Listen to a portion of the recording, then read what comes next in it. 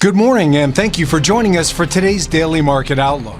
Joining me today is Emily from our trading room to tell us more about the recent developments. Emily? The British pound bounced against a tepid dollar ahead of high-stakes events this week that include US elections and a Bank of England interest rate decision. Sterling rose after its longest string of weekly losses in nearly 6 years. Oil prices climbed nearly 3% on OPEC Plus's decision to delay plans to increase output by a month, while the market braced for a critical week in which Americans will elect a new president. Brent futures were up 2.8%. US stock indexes slipped in choppy trading as investors braced for a pivotal week for global markets in which Americans will elect a new president and the Federal Reserve is likely to cut its benchmark policy rate. The dollar dipped a slight 0.1% against the yen in the last session.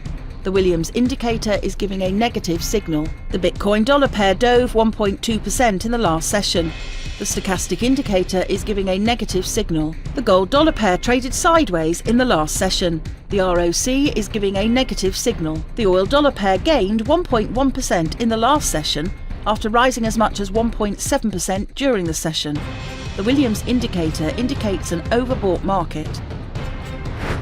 Australia's RBA interest rate decision will be released at 3:30 GMT. Japan's 10Y bond auction at 3:35 GMT. The US ISM Services PMI at 15 GMT. Japan's BOJ monetary policy meeting minutes will be released at 23:50 GMT. Australia's RBA rate statement at 3:30 GMT. The French industrial output at 7:45 GMT. We hope that you've enjoyed today's Market Outlook. On behalf of all of us here, we wish you a productive trading day. Be sure to log in tomorrow morning for the latest news and events from the financial markets. Your trusted choice in online trading.